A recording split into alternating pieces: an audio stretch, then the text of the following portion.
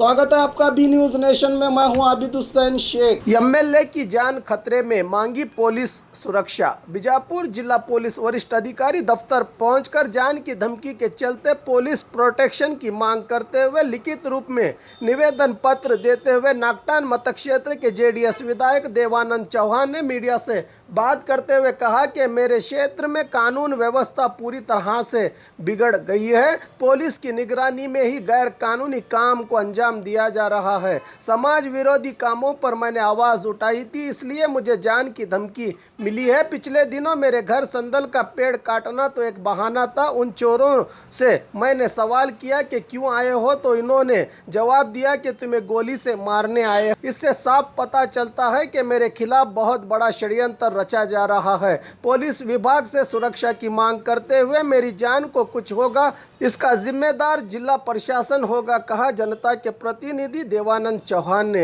एक जनप्रतिनिधि का ये हाल है तो आम जनता का क्या हाल होगा, ये एक सवाल बना हुआ है बीजापुर जिले में।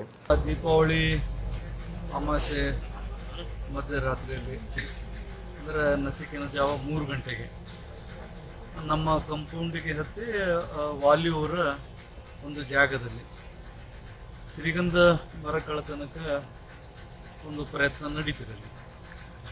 ಆ ಶ್ರೀಗಂಧ ಕಳ್ಳತನ ಪ್ರಯತ್ನ ಅದು ಅದೇ ಉದ್ದೇಶ ಇತ್ತಂದ್ರೆ ಅವರು ಯಾವುದೇ ಒಂದು ಗದ್ದಲು ಗಲಾಟೆ ಇರಲಾರ್ದೆ ಅದನ್ನು ಮಾಡ್ಕೊಂಡು ಹೋಗ್ತಿದ್ದರು. ಅದನ್ನು ಸಂಪೂರ್ಣವಾಗಿ ಗಲಾಟೆ ಮಾಡಿ ನಮಗೆ ಏಳುವಂಗೆ ಪರಿಸ್ಥಿತಿ ಮಾಡಿ ಆನಂತರ ನಮ್ಮ ಬಾಲ್ಕನಿ ಗೇಟ್ ಅಂತ ತೆಗೆದು ನೋಡಿದಾಗ ನಮ್ಮ ಒಂದು ಸೆಡ್ ಅದರೆ ಆ ಸೆಡ್ಡಿನ ಮೇಲೆ ಒಬ್ಬರು, ಆನಂತರ ನಮ್ಮ ಕಂಪೌಂಡ್ ಮೇಲೆ ಒಬ್ಬರು, ಆನಂತರ ವಾಲಿಯೂರ್ ಗೇಟ್ ಮೇಲೆ ಅಲ್ಲಿ ಒಬ್ಬರು, ಆನಂತರ ಈ ಗಿಡದ ಕಡೆ ಒಂದು 2-3 ಜನ ಇರ್ಬೋದು ಸರಿಯಾದ ರೀತಿಯಿಂದ ಅವ್ರು ಕಾಣಲಿಕ್ಕೆ.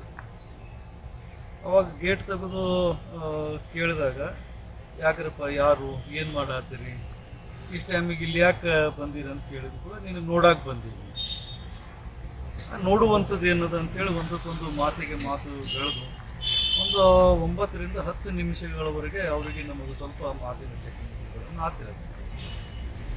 ಆಗಿದ್ದ ಕೂಡಲೇ ನಾನು ಅವ್ರಿಗೆ ಹೇಳಿದ್ರೆ ನಾವು ಪೊಲೀಸ್ ಸ್ಟೇಷನ್ಗೆ ಫೋನ್ ಹಚ್ಚಿ ಕರೆಸ್ಬೇಕಾಗ್ತದೆ ಅಂತೇಳಿ. ಕರೆಸಿ, ಯಾರಿಗೆ ಕರೆಸ್ಬೇಕು ಕರೆಸ್ತೀವಿ.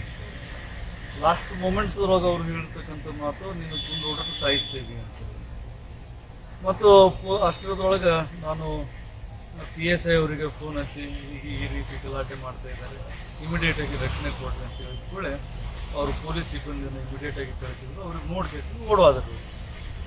ಆನಂತರ ಒಂದು 15-20 ದಿವಸಗಳ ಹಿಂದೆ ನಮ್ಮ ಹಿಟ್ನಳ್ಳಿ ತಾಂಡದವರು ಇಲ್ಲಿ ಹಂಚನಾಳ ತಾಂಡಕ್ಕೆ ಒಂದು ಬೀಗ್ ತನಕ ಬಂದಿದ್ದರು ಎಂಗೇಜ್ಮೆಂಟಕ್ಕೆ.